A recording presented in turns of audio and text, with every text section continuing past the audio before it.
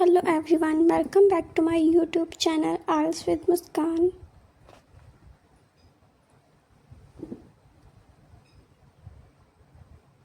Today we are going to practice an IELTS listening mock test.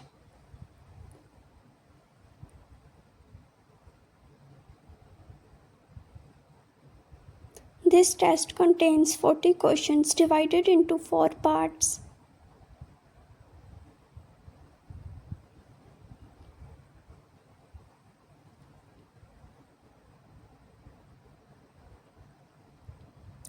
We will practice different types of questions including form completion, multiple choice, map labeling, matching, flowchart completion, note completion.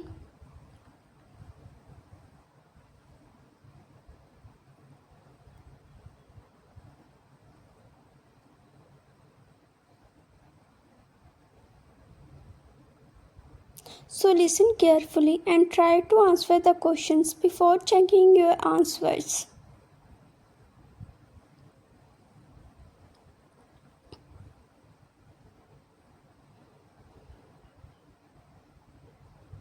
Let's start the test. IELTS listening general tips. Tip number 1. Read first. Use the time before the recording to read the question.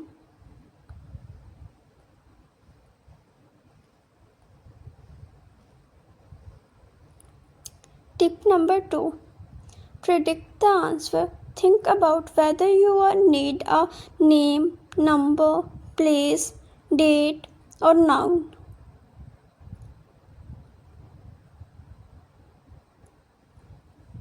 Tip number 3. Listen for synonyms. The recording may use different words from the questions.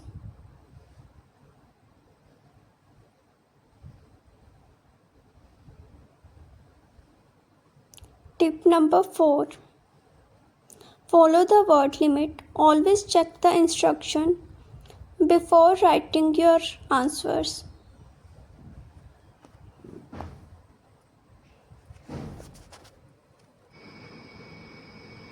Tip number 5. Don't stop if you miss one answer. Move on to the next question. Tip number 6.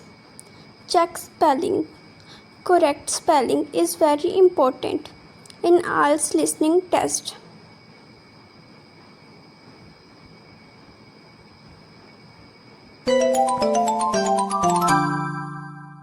Test 4. You will hear a number of different recordings, and you have to answer questions on what you hear. There'll be time for you to read the instructions and questions, and you have a chance to check your work. All the recordings will be played only once. The test is in 4 sections. At the end of the test, you will be given 10 minutes to transfer your answers to your answer sheet. Now turn to Section 1. Section 1. You will hear a telephone conversation between a customer and a sales assistant for a mail order company. First, you have some time to look at questions 1 to 6.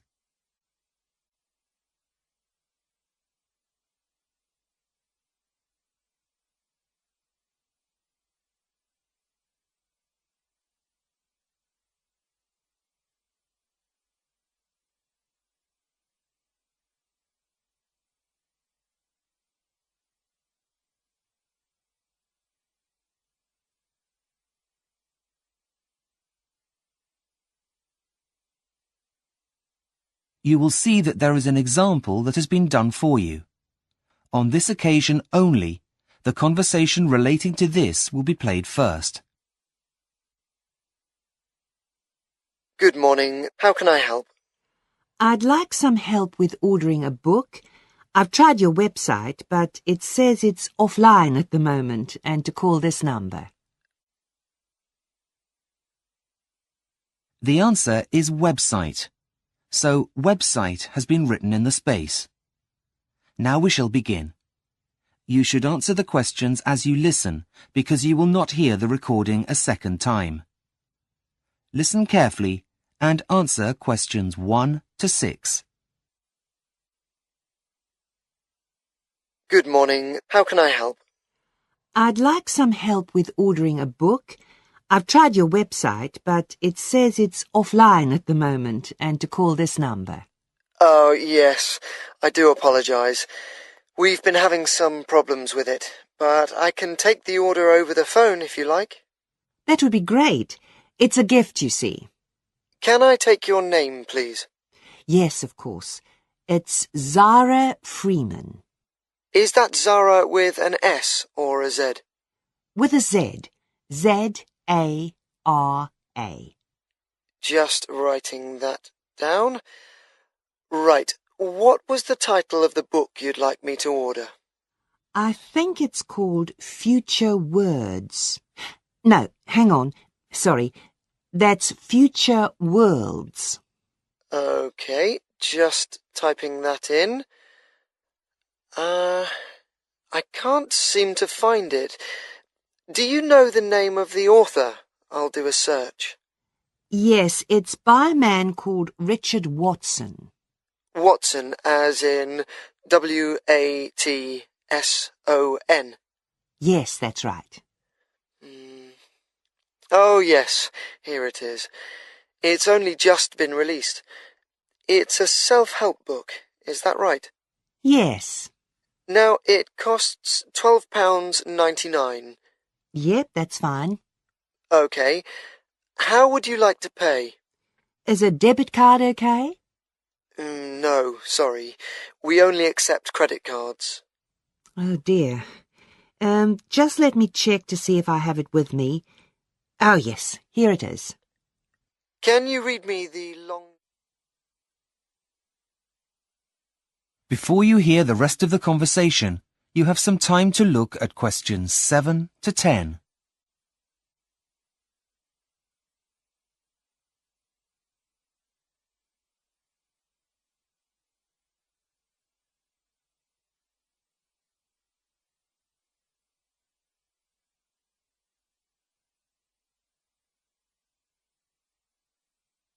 Now listen and answer questions 7 to 10. Right, almost done. Now I just need the delivery details. Right, I've got my friend's address here. It's 62 Green Gardens, London, N22. Just typing that in. 52 Green Gardens. No, it's number 62. Now, what kind of delivery would you like? What are the options? There are two. The free delivery option takes 5 days, or you can pay an extra £2.25 to have it sent out first class tomorrow. That would come to a total of £15.24p. Well, my friend's birthday is next week, so it should get there in time with the free delivery. So, I think I'll take that. Right.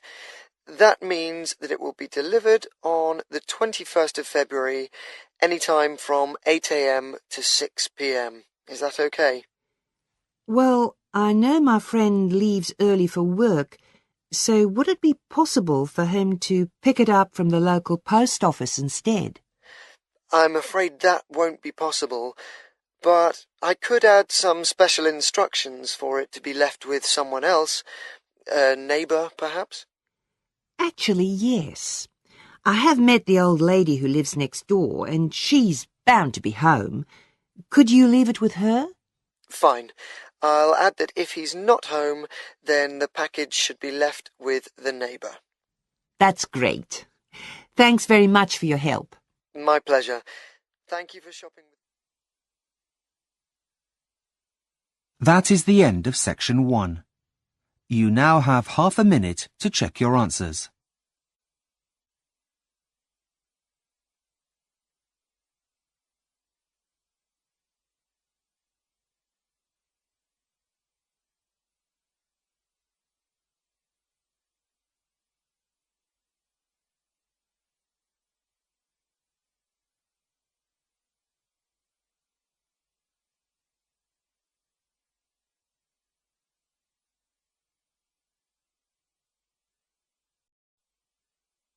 Section 2. You will hear an online guide giving a tour of the home of the future. First, you have some time to look at questions 11 to 16.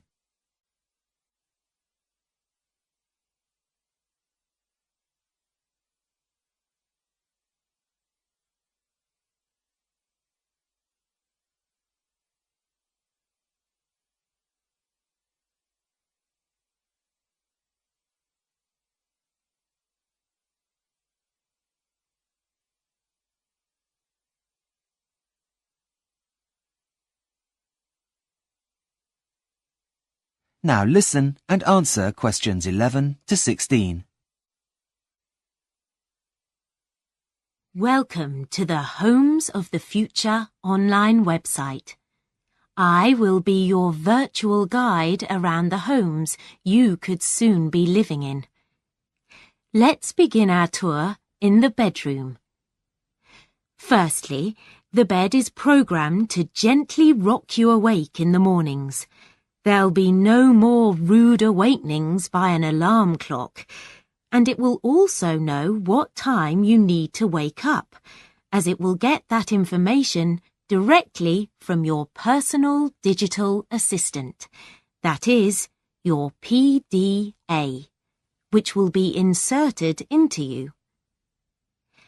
Let's move to the wardrobe. Those are your musical shoes that generate music while you walk. The music will change according to how fast you're walking. Calm music for a relaxing stroll, and faster beats for when you're in a hurry. You'll feel like you're walking on air. What's more, your clothes are also intelligent. They sense how you're feeling, and then change colour.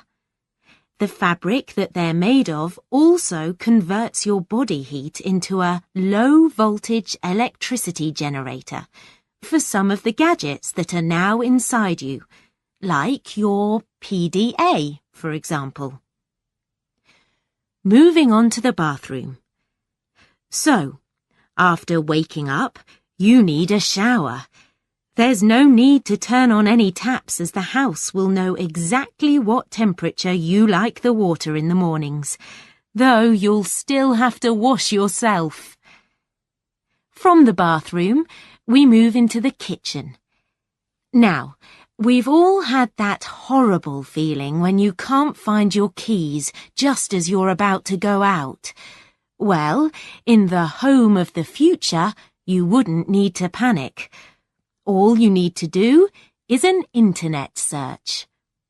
All items are now programmed with a tracking device so that they will light up and signal to you where they are.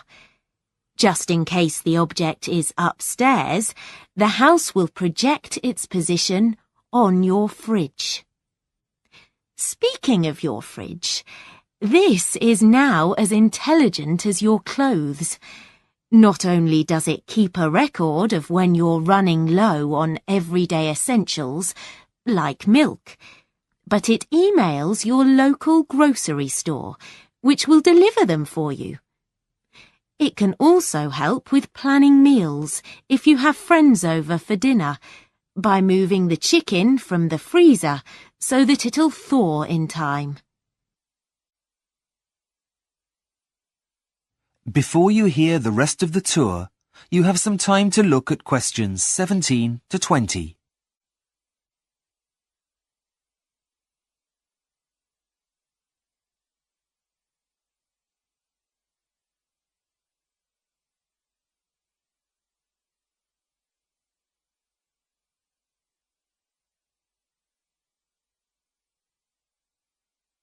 Now listen and answer questions 17 to 20. Lastly, here we are in the living area, which you'll be pleased to hear is still the heart of the family home. Let's enter the room. Now, to the left of the entrance is the main seating area, with a sofa, and directly opposite the entrance is an armchair. The sofa backs onto the wall, and the armchair faces to the left, across the coffee table, to a blank wall. So, where is the TV, I hear you ask? Well, this entire wall is the television.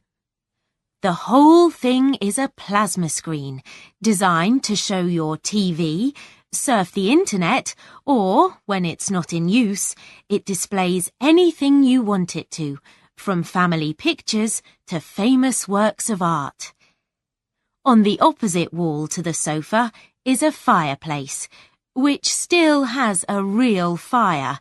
Nothing beats that now, does it? But the rug in front of the fire now also monitors the temperature, and either opens or closes the chimney so as not to overheat the room. It still has its normal uses, though. As you can see, the cat likes it very much and is curled up on it, happy as can be. What else is on offer? Well, for entertainment, the family still reads books. So there is a bookcase on the wall to the right of the entrance. But what about the computer? Well, it's inside your head and powered by those intelligent clothes you're wearing. Imagine this. As you're sitting relaxing on the armchair, you'll be able to reach out and put your hot drink on the coffee table in front of the armchair. You suddenly remember that you need to send work an email. That same coffee table, holding your cup, is also a touch-sensitive keyboard for you to type your email and then click send. All you need to do to activate it is say email, and the image of a keyboard will appear. Well, I hope you've enjoyed your tour around the home of the future, and that you'll come visit again soon. Bye-bye. That is the end of section 2. You now have half a minute to check your answers.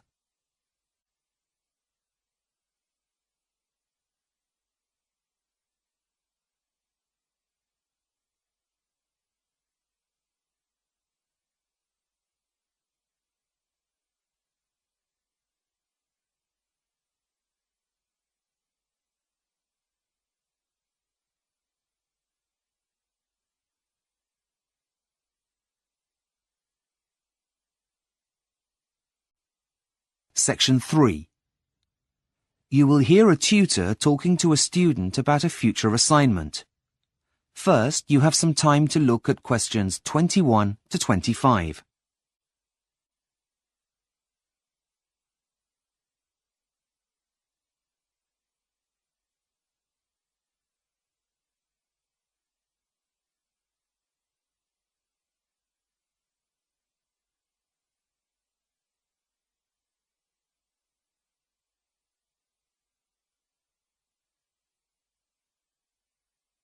Now listen carefully and answer questions 21 to 25. Hi, Professor James. Have you got a minute? You see, I'm having a bit of trouble getting started on my graduate employability assignment. Well, okay, as long as it doesn't take longer than 10 minutes, as I have a meeting to get to at 3:30. Yep, fine. It shouldn't take long at all. Okay, Sally. Tell me what you've done so far, and we'll go from there. Well, as you suggested, I chose 3 local businesses and contacted them via telephone to introduce myself. That's good. Well, the thing is, I couldn't get past the secretary of 2 of them. Do you have any suggestions? What about following up with a letter stating what time you'll be calling again? Oh, that's a good idea. I hadn't thought of that. So, tell me about the one you have contacted. Right. Well, he was very helpful, actually. He received the survey I emailed him and has already sent it back. I've had a very quick look at it, but haven't had a chance to write it up yet. So far, so good. Carry on.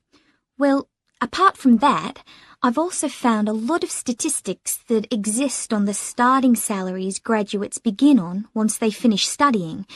There's some really interesting stuff out there. Did you know, for example, that your average engineer earns nearly as much as a medical graduate? Yes, I did. Gosh, I had no idea. Having second thoughts about a career in human resources, are we? No, but I was surprised. Anyway, getting back to where I was, I've gone to the library, but the books you recommend have already been taken out. Apart from one, that is. It's called A Starting Success. I haven't read it yet, but I've taken it out and it's on my list of things to do. Have you come up with a plan yet? Yes, and I've written my hypothesis as well as my introduction, but that's where I've got stuck. I don't really know how I'm going to be able to present all of the information, as there's so much of it. Before you hear the rest of the conversation, you have some time to look at questions 26 to 30.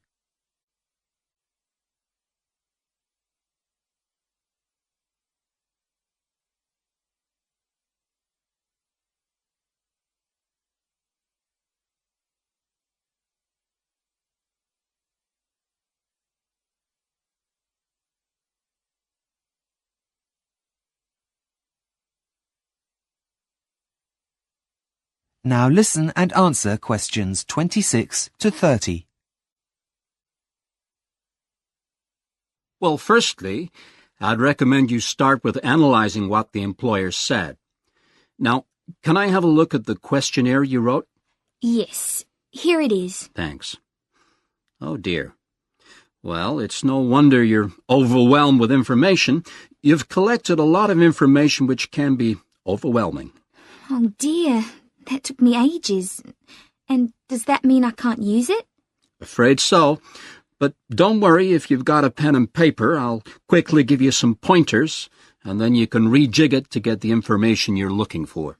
Okay, just a minute. I know there's a pen in here somewhere. Okay, got it. Right. Well, first and foremost, you need to be clear. There's no point having a beautifully worded document throughout that no one understands. Use language that is simple. Right, got that. What next? You need to catch the reader's attention at the start of the document. And you need to find the right balance between formal and informal language. Your survey isn't an official document, but more of a living one that serves a purpose. So neutral language is best. Okay, just writing that down. Okay. The next one's what your mistake was this time. Try not to use open-ended questions, or you'll find it impossible to collate your results. Yep, I think I've learned my lesson there. What else? Scales really do make the job of completing the questionnaire easier for the recipients by saving them lots of time and effort writing. I take your point. Anything else? One last thing. Make sure you've thought about the logic of your questions. There's nothing worse than trying to make choices about things that seem to have no order. Right. Got it. I see where I went wrong now, and we'll try to do better next time. Don't worry. It's a very easy mistake to make, and one that many people come across the first time they do this kind of assignment. Okay, Sally, I really must rush. I'm late for my appointment. Of course. Thanks for your help. I'll see you in class tomorrow. Bye. That is the end of section 3. You now have half a minute to check your answers.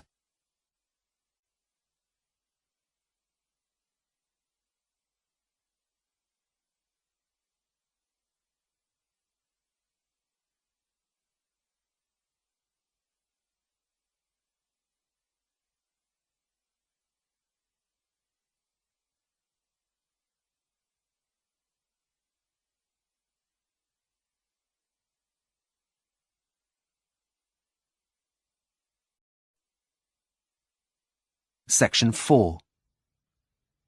You will hear a student giving a presentation about the process of urbanization. First, you have some time to look at questions 31 to 40.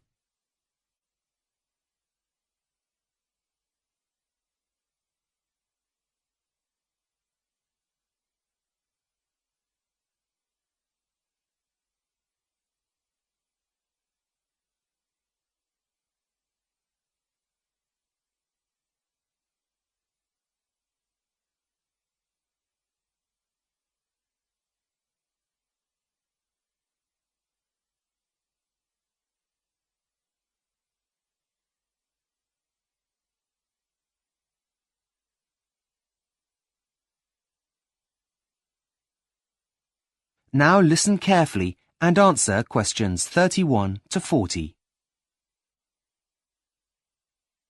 Hi, good morning everyone.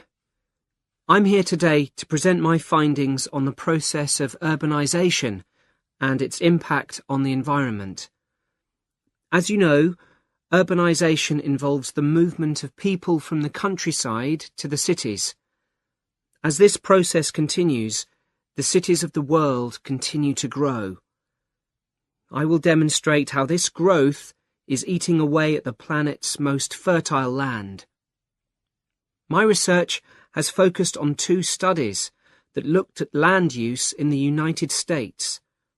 These have shown that since its independence, only 3% of all land in the United States has been built on. However, the same studies have also shown that the resulting loss of productive land is comparatively much greater. This isn't so much of a problem in America, as it has a relatively low ratio of people to land. However, most other countries are not so blessed, the impact of which could have dire consequences for the future. The real danger here is if this pattern were to be repeated by developing countries, it could have a major effect on the world's food supplies in the next 50 years. In order to reach this conclusion, several research methods were adopted. A group of scientists in the United States used a weather satellite that normally maps moonlit cloud cover at night. However, on nights when there were no clouds, they used the satellite to map the generation of heat from city lights. They then took the data and divided land use into 3 categories: urban, semi-urban, and non-urban land use. Next, they calculated how active the vegetation is in each region by using different satellites. When they combined this information with previous statistics and weather conditions, they came up with a number for total productivity for all areas.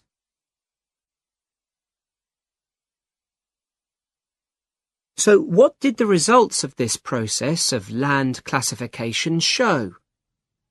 Well, firstly, they proved that although only a tiny percentage of the land in the United States is urbanized, and 29% of land is used for agricultural purposes, the land which has been built on actually has the best soils.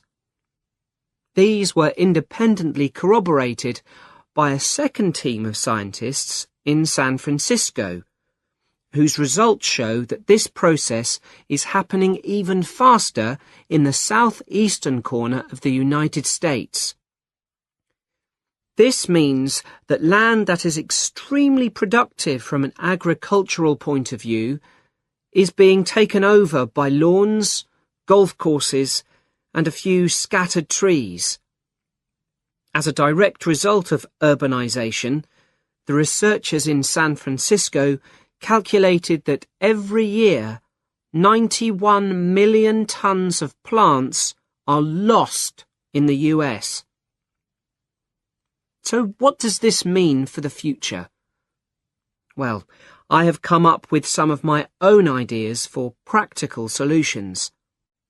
Countries should calculate whether urbanization is happening on their fertile lands too, especially if they have large populations compared to the amount of land available, like India and China, for example. If it is, then every effort should be made to stop the process from happening. This can be done in many ways. One of them is to stop investing in the infrastructure of those areas. If people don't have the facilities they need, they won't want to live there. But in my opinion, the main solution here is to offer people financial incentives to move away from fertile land to areas that are less valuable in agricultural terms. I hope you've enjoyed my presentation this morning. Thanks for your kind attention. I will now take any questions if you have. That is the end of section 4. You now have half a minute to check your answers.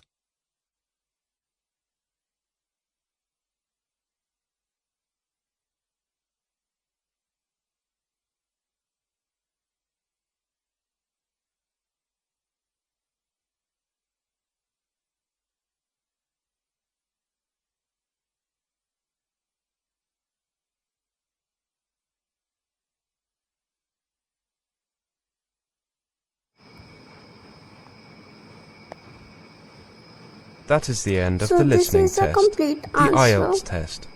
You now have 10 minutes to transfer your Check answers your to the answer listening answer and sheet. comment your scores in comment section.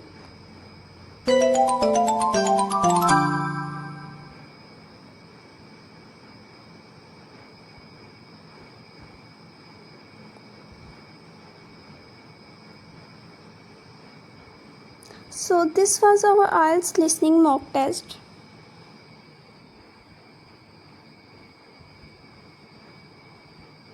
We practiced 4 different parts and several important question types.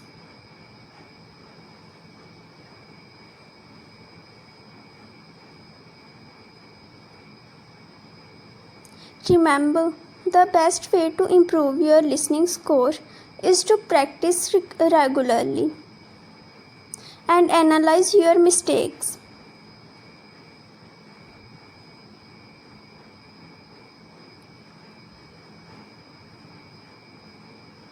If you found this video helpful, like, share and comment your scores below.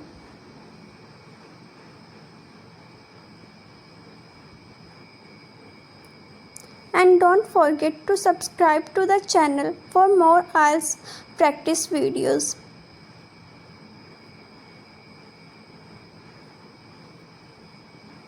Keep practicing and keep improving.